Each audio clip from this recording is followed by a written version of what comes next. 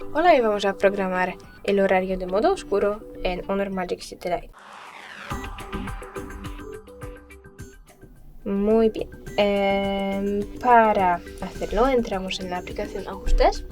Para encontrar modo oscuro tenemos que entrar en pantalla y brillo. Primera cosa que vemos es modo claro, modo oscuro. Entramos en cambiar automáticamente, lo activamos y podemos elegir programar. Y ahora, desde el atardecer hasta el amanecer, el activado significa que todo se establece automáticamente.